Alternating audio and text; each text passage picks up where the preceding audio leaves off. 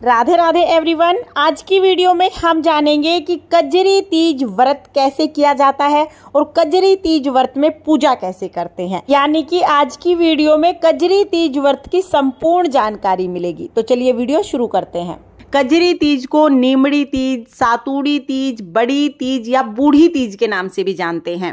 भादो मास के कृष्ण पक्ष में आने वाली तृतीया तिथि को कजरी तीज के रूप में मनाया जाता है। इस दिन सुहागिन महिलाएं अपने पति की लंबी उम्र और अच्छे स्वास्थ्य की कामना करते हुए व्रत और पूजन करती हैं। साथ ही घर में सुख शांति और बरकत की भी कामना करती हैं।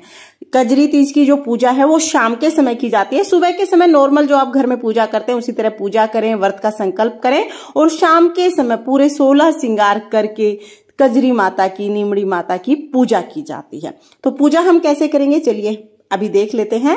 सबसे पहले तो शाम के समय जिस जगह पर भी पूजा करें उस जगह को साफ कर लेंगे। उसके बाद नीम की एक टहनी हम लगा लेंगे।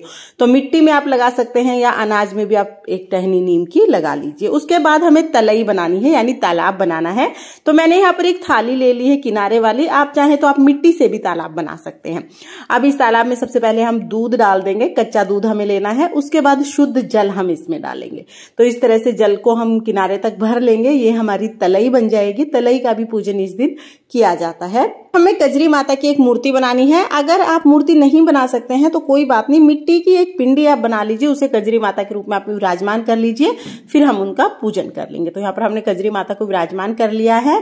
इसके बाद हमें पूजन शुरू करना है। तो सबसे पहले जल के छींटे लगाकर भाव रूप में सभी को स्नान करा देंगे। उसके बाद हमें तलई के किनारे पर दिया जलाना है। दिया इस तरह से जलाना है कि दिए की जो परछाई है वो तलई में यानी तालाब में दिखनी चाहिए। फिर हम सभी को रोली से तिलक कर देंगे। तो यहाँ पर नीम को, कजरी माता को, तलई को, सभी को हम रोली से तिलक करेंगे।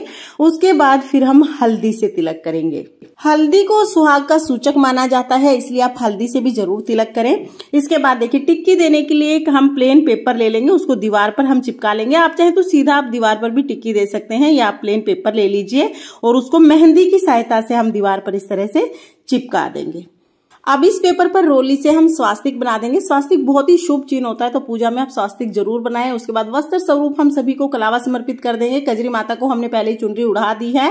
उसके बाद नीम पर भी हम कलावा बांधेंगे, तलई को कलावा समर्पित करेंगे और फिर कलावे का झूला हम डालेंगे। तो जो पेपर हमने लगाया है ना टिक्की देने के लिए, उसी पर हम मेहंदी से इस तरह से कलावा चिपकाकर झूला बना देंगे। फिर हमें सातू लेना है। तो ये बायने के लिए हमें सातू लेना है पहले। तो देखिए बायने के लिए जो सातू लेंगे उस पर 1 रुपया और सुपारी हम रख देंगे। सुपारी को भी हम तिलक कर देंगे। गौ माता अगर आपके पास है, गौ माता की फोटो या मूर्ति है तो उनको आप विराजमान कर लें। अगर आपके घर में गौ माता है या आसपास गौ माता है तो उनका पूजन भी आप इस दिन जरूर करें। गौ माता को आप चारा इस दिन जरूर खिला के आए।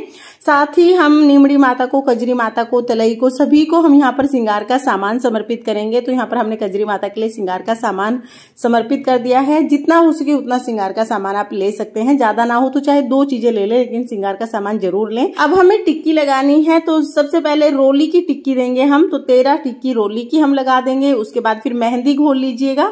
फिर हम 13 टिक्की मेहंदी की लगाएंगे। पहले ये पेपर पर हम 13 टिक्की लगा देंगे। उसके बाद हम नीमड़ी माता को, तलई को, सभी को हम लोग जो मेहंदी है वो थोड़ा थोड़ा लगा देंगे। तो सभी को हम लोग यहाँ पर मेहंदी समर्पित कर देंगे।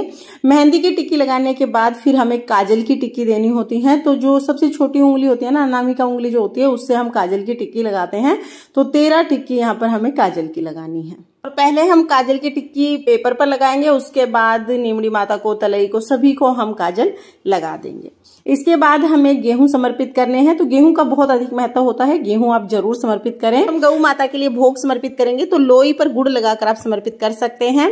उसके साथ ही हम फूल समर्पित कर देंगे। तो जो भी फूल आपको मिल जाए आप वो फूल समर्पित करें। बेलपत्र अगर आपको मिल जाता है तो बेलपत्र आप समर्पित करें। तो यहाँ पर मैंने बेलपत्र समर्पित कर दिया है। उसके बाद भोग के लिए सत्तू समर्पित करते हैं। तो देखिए एक सत्तू जो हमने कटोरी में लिया है वो तो बायने के लिए समर्पित करना है। दूसरा जो सत्तू हमने कटोरी में लिया है वो हमें भोग के लिए समर्पित करना है। तलई को भी हम भोग समर्पित कर देंगे। फिर हम यथासंभव दक्षिणा समर्पित कर देंगे और ऋतुफल हमें समर्पित करने हैं। तो जो भी ऋतुफल आपको मिल जाए आप वो समर्पित कर सकते हैं। नींबू और ककड़ी हमें जरूर समर्पित करनी है। तो यहाँ पर मैंने भोग समर्पित कर दिया है। बाद हम सबसे पहले नींबू की परछाई देखेंगे और बोलेंगे नींबू जैसो दिखो वैसो टूटो। उसके बाद फिर किसी भी फल की परछाई हम देखेंगे। ककड़ी जो हमने लिया उसकी परछाई देखेंगे। अपने सुहाग के सामान की परछाई हम देखेंगे। मंगलसूत्र, नथ, टीका, चुनरी, सभी की परछाई हम इसमें देखेंगे। और इसका मतलब है कि जैसी परछाई हमें आज इसमें दिख रही है, जब तक मैं जीवित रहूं तब तक ये सभी चीजें मैं ऐसे ही पहनती रहूं और इनकी परछाई मुझे ऐसे ही दिखती रहे।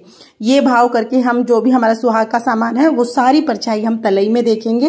फिर हमें कजरी माता की कथा सुननी है। तो यहाँ पर देखिए 1 लोटा जल हम ले लेंगे, जल के लोटे पर 13 टिक्की हम लगाएंगे।